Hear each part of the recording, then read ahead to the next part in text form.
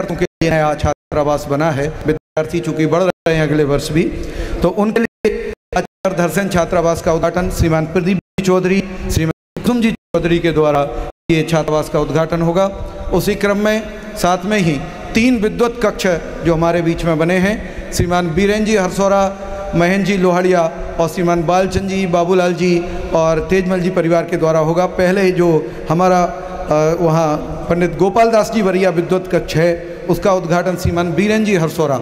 इस बीच में मैं उल्लेख करना चाहूँगा कि हमारे संस्थान को 1000 स्क्वायर फीट का प्लॉट पीछे जो कॉलोनी में बने हुए हैं, उसमें 1000 स्क्वायर फीट का प्लॉट श्रीमान बीरेन जी हरसौरा साहब का, आदरणीय महेंद्र जी लोहाड़िया साहब का है। और ये दोनों प्लॉट, दोनों ने 1000 स्क्वायर फीट के, आज इसकी कीमत इस जगह पर कम से कम 10 से 12 लाख उस प्लॉट की कीमत है। इन दोनों महानुभावों ने, बीरेन जी ने और महेंद्र जी लोहाड़िया ने, संस्थान को वो प्लॉट प्रदान किए हैं जो भविष्य की योजना हमारी, कल हम आपको इसके बारे में यहाँ बताएंगे। उसकी विधिवत घोषणा भी हम कल यहाँ करेंगे। वह अभी कल के गर्भ में है, इसलिए उसके बारे में अभी विशेष चर्चा मैं नहीं कर रहा हूँ। उनके माध्यम से ये विद्वत कक्ष का उद्घाटन और पंडित भागचंद जी विद्वत कक्ष का उद्घाटन महेंद्र जी लोहाड़िया, श्रीमान कैलाश जी लोहाड़िया, श्रीमान निर्मल जी लोहाड़िया के द्वारा होगा। और पंडित ध्यानत राय जी विद्वत कक्ष का उद्घाटन बालचंद जी, बाबूलाल जी, तेजमल जी पटवारी के द्वारा होगा। और उसके पश्चात नीचे जो पुराना छात्रावास है उसमें एक कक्ष है जिसको लाइब्रेरी पुस्तकालय कक्ष के रूप में निर्माण किया गया था, लेकिन अभी तक उसका उद्घाटन कभी हुआ नहीं और लाइब्रेरी के रूप में वो डेवलप हो नहीं पाया था। इस बार उसे डेवलप किया है। तो लाइब्रेरी का उद्घाटन भी श्रीमती मीना जी, निर्मल जी कोटली वाले परिवार कोटा के द्वारा होगा। थोड़ा क्षमा चाहता हूँ। धरसेन छात्रावास के उद्घाटन के बाद प्रदीप जी चौधरी वहीं ऊपर, ताकि बार बार ऊपर नहीं चढ़ना पड़ेगा, तो सीधे सबसे ऊपर छत पर हमने अक्षय ऊर्जा सोलर प्लांट लगाया है, जिससे हमारी बिजली की सारी आवश्यकताएं उस सौर ऊर्जा के द्वारा, वर्तमान में हमारा लगभग 60,000 रुपये बिजली का बिल आता है और वो सारी अक्षय ऊर्जा जो है वो हमें उस सोलर प्लांट के द्वारा यहाँ प्राप्त हो जाएगी। लगभग 25 केवी का, 25 किलोवाट का वह सोलर प्लांट हमने यहाँ लगाया है। तो उसका उद्घाटन श्रीमान विजय जी, विपिन जी जैन, ए जैन को परिवार के द्वारा होगा। इस प्रकार यह कार्यक्रम हमारा रहेगा। सभी विद्यार्थी जिनकी जिम्मेदारी वहाँ है वह क्रम से वहाँ पहुँचेंगे अभी। और उससे पहले आदरणीय अध्यक्षीय भाषण हो और अध्यक्ष महोदय को आदरणीय रतन जी ही आमंत्रित करेंगे। मैं माइक उन्हें देता हूँ।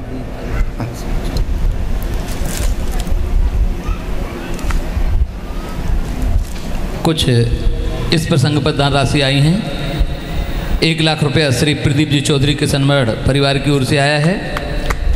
1 लाख रुपया श्री उमा जी सुभाष जी पालीवाल परिवार की ओर से आया है और 11,000 रुपया श्री सुभाष जी उर्मिला बजाज की ओर से, 5100 रुपया महेंद्र जी अतुल शक्ति की ओर से, 1 लाख रुपया श्री अरुण जी बज परिवार की ओर से समर्पित किया गया है। धर्मेंद्र जी ने जो जिक्र किया है कि वृद्धाश्रम के लिए और कॉलोनी में जो गतिविधि होगी उसके लिए 2 महानुभावों ने अपने जो उनके प्लाट थे वो समर्पित संस्थान को किए हैं। इसके बारे में विशेष चर्चा कल भाई साहब करेंगे ही। हाँ, अब मैं अध्यक्ष भाषण के लिए आदरणीय विजय जी को अनुरोध करूंगा, कृपया आएँ और अपना उद्बोधन। आदरणीय छोटे दादा हुक्म चंद साहब भाईल, प्रदीप जी साहब, संजय जी, राजेश जी और सभी विद्वतगण और उपस्थित सभी साधर्मीगण, सभा मंडप में विराजित सभी साधर्मीगण और शास्त्री और बनने वाले शास्त्रीगण, युवा साथियों। अभी दादा के प्रवचन में 3 बात आई थी कि जब तप करते हैं तब न क्रिया होती है न वचन होता है और मन भी विचलित नहीं होता है। ये हो गई मुनि अवस्था की बात। अब गृहस्थ अवस्था में क्या होगा कि क्रियाएं भी करना पड़ती है, वचन भी बोलना पड़ते हैं और मन भी स्थिर नहीं रहता है। पर उसको कैसे करना, यही खास बात उस प्रवचन के अंदर परिलक्षित हुई थी। क्रियाएं यदि करना है तो इस प्रकार की क्रियाएं की जानी चाहिए कि हमारे व्यापार धंधे के अलावा, क्योंकि वो भी करना आवश्यक तो ही करना तो पड़ेगी। इस प्रकार के विद्यालयों का निर्माण हो, किस प्रकार से विद्यार्थी शास्त्री की परीक्षाएं पास कर सकें, हमारी क्रियाएं साधर्मियों की और श्रेष्ठी जनों की उसी में लगे तो ही वो क्रियाएं हमारे लिए करने योग्य होना चाहिए। वो क्रियाएं बजाज जी और उनके साथ धर्मेंद्र जी और रतन जी, और उनके दूसरे भी साथी कई होंगे। हमें पीठ के पीछे मालूम नहीं पड़ता है कि कौन कौन उसमें काम करता है, कौन कौन नहीं करता है। हमेशा सबके नाम नहीं लिए जा पाते हैं, पर ऐसा नहीं कि उनका योगदान नहीं है। ये क्रियाएं वो बहुत अच्छे से कर रहे हैं, और यही क्रियाएं हम सभी साधर्मियों को और करने योग्य होना चाहिए, जिनके पास लक्ष्मी की कृपा भी होती है, बुद्धि भी होती है, सब कुछ होता है। उसका सदुपयोग पूरा प्रकार ये अपने बजाज जी करें। अब आया सवाल वचन का। तो ये जो विद्यार्थी आप लोगों के यहाँ भर्ती हुए हैं सभी विभिन्न विद्यालयों में, कोई तो शास्त्री बन चुका है, कोई शास्त्री बनने वाला है, कोई शास्त्री बनने की लाइन में आया हुआ है। आपके वचन जीवन भर कैसे निकलना चाहिए? सिर्फ धर्म वृद्धि के निकलना चाहिए? किस प्रकार से प्रेरणा दी जाए कि स्वपर भेद विज्ञान कैसे हो, जीवन में क्या काम करने योग्य हो, क्या करने नहीं हो, तो वचन का उपयोग वहाँ पे हो तो ज़्यादा उचित है। और रहा सवाल मन का, तो मन वहाँ पे आपका ऐसा होना चाहिए कि जीवन पर्यंत जिन्होंने शास्त्री की परीक्षा पास की है, इस संकल्प के साथ किए कि वो धर्म की ध्वजा को आगे बढ़ाते रहेंगे, धर्म की ध्वजा को फहराएंगे। तो अपने मन को उसी में जोड़ के रखें और दूसरों के मन को भी विचलित नहीं होने दें अपने वचनों से। यह कार्य यदि किया जाएगा तो निश्चित ही आने वाली युवा पीढ़ी, जिसकी कि हमें अत्यंत आवश्यकता है, इस युवा पीढ़ी को जोड़ने का काम जो साधर्मी लोग कर रहे हैं वे भी अपना कर्तव्य पूरी निष्ठा से निभाएं। ऐसा ही एक और सार्वजनिक काम, ये युवाओं को जोड़ने का काम इंदौर से हमारे पंडित सोहर जी गोयल जी भी कर रहे हैं, जिन्होंने 500 से 1000 युवाओं को जोड़ के रखा है। अब वो बात अलग है कि वो शास्त्री की परीक्षा वहाँ नहीं होती है या वहाँ पे दूसरे बड़े विद्यालय नहीं है, पर उनको क्या करने योग्य जीवन में क्या जैन धर्म है, ये पढ़ाने का काम भी इंदौर से जो 500 से 1000 विद्यार्थियों युवाओं को हो रहा है, युवतियों को भी हो रहा है। यह काम नगर नगर में, शहर शहर में निश्चित ही करने योग्य है। नहीं तो आने वाली पीढ़ी कोई विदेश चले जाएगा, अकेले माँ बाप बच जाएंगे। हमारे इंदौर से कहते हैं कि समाधि मरण करने वाला भी नहीं मिलेगा, अंतिम यात्रा में 4 कंधे भी नहीं मिलेंगे यदि एक ही बेटा बेटी हो बाहर चले गया तो इस प्रकार के कार्य भी करना चाहिए। जैसा कि धर्म नगरी हमारे योगल जी की जो कोटा में है, अब कोटा में तो वाकई में धर्म बस रहा है, थोड़ा बहुत हिस्सा इंदौर में भी बसाने की कोशिश की जा रही है, पक्की जा रही है, अन्य शहरों में भी किया जाए। दादा का जो सपना है, छोटे दादा का और टोडरमल स्मारक का, कि घर घर से विद्वान निकलें, घर घर से धर्म की चर्चा हो, तो इसी प्रकार के केंद्रों को हमको हमारा पूर्ण सहयोग भी करना चाहिए, मन से, वचन से, काया से, धर्म से, सबसे। और जो ये आयोजन आज हुआ है, मैं दूसरी या तीसरी बार शायद कोटा आया हूँ। पहले कुछ बिल्डिंग की स्थिति थी, आज कुछ बिल्डिंग की स्थिति है। कितना विस्तार यहाँ पे नियमित हो रहा है, ये वाकई में अनुकरणीय है। प्रदीप साहब से भी निवेदन है कि वे भी बहुत धर्म में लगे हुए हैं, कहीं ना कहीं इस प्रकार की एकाध गतिविधि उनको जो अपने हाथ में लेना चाहिए और इस काम को आगे बढ़ाना चाहिए। संजय जी जैसे आपके पास बैठे, फिर क्या चिंता की बात है आपको? हाँ, और भी विद्वान है, मतलब मैंने एक विद्वान का नाम लिया है। मैं इस कार्य की बहुत अनुमोदना करता हूँ, इंदौर की तरफ से भी, सभी ट्रस्टियों की तरफ से। जी बजाज जी का बहुत बहुत आभार। आदरणीय छोटे दादा का तो जितना भी आप लोगों को काम आने उतना कम है। हम वो सभी उपस्थित श्रेष्ठी जनों का, यदि श्रेष्ठी नहीं होती, पेशेंस से नहीं सुनने वाले हों, तो मंच की शोभा भी कैसे रहेगी? मंच की शोभा भी उसी से होती है। आप लोगों से लिए आपका भी बहुत बहुत आभार, धन्यवाद। जय जिनेन्द्र। धन्यवाद आदरणीय विजय जी भाई साहब को।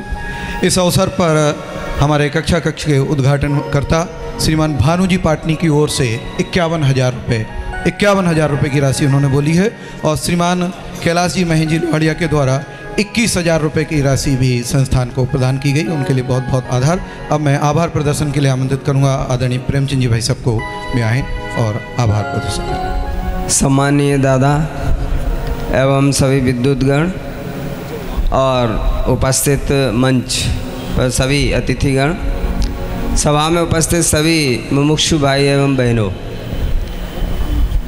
मैं सभी का परम आभारी हूँ, क्योंकि सभी को मैंने बस एक बार ही आग्रह किया और सभी ने हमारा आग्रह तुरंत स्वीकार किया और अपना अमूल्य समय, क्योंकि ये समय इस समय ऐसा है कि कहीं किसी के यहाँ शादी है तो कहीं किसी के यहाँ कोई प्रोग्राम है, सब अपने अपने अमूल्य कार्यक्रमों को छोड़कर जो अमूल्य समय सभी ने दिया, खास करके जो दादा हैं अस्वस्थ रहते हैं, कभी स्वस्थ होते हैं, लेकिन दादा ने तुरंत स्वीकृति दी और एक बार में ही उन्होंने हाँ कर दिया कि मैं आपके कार्यक्रम में ज़रूर आऊँगा।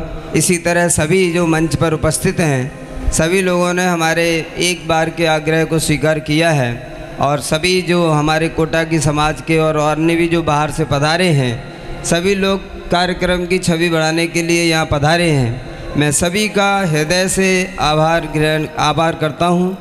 और जैसे कभी बड़ियात्या जी भाई साहब ने कहा था, भाई आपका आभार, भाई हम तो आपके, आप हमारे आभारी हैं, आपके नहीं उल्टा मत बोलिए आप। हम आपका मतलब मुझे आपका आभार है क्योंकि आप पधारे, क्योंकि मैंने आपसे सिर्फ एक बार ही फ़ोन पे बोला था कि आपने कहा ठीक है मैं अवश्य आऊँगा। मैं सभी का आभार करता हूँ और सभी इसी तरह से हमारे कार्यक्रमों में उपस्थित हैं। इसके लिए मैं आगामी कार्यक्रमों के लिए भी ऐसे ही भावना भाता हूँ कि सब इसी तरह सम्मिलित होकर के हमारा उत्साह बढ़ाते रहें और धर्म कार्य की प्रभावना में सम्मिलित हों। जय जिनेन्द्र। आदरणीय युगल जी परिवार से श्रीमान चिन्मय जी की ओर से भी 11,000 रुपये की राशि संस्थान को प्रदान की गई है। 11,000 रुपये की राशि, हाँ, और श्रीमान बीरेन जी हरसोरा की ओर से भी 21,000 रुपये की राशि प्रदान की गई है। श्रीमान बीरेन जी हरसोरा। और अब मैं आप मंचासीन सभी अतिथियों से अनुरोध करूंगा, कृपया वो दादा के नेतृत्व में हमारे सभा मंडप समन्वय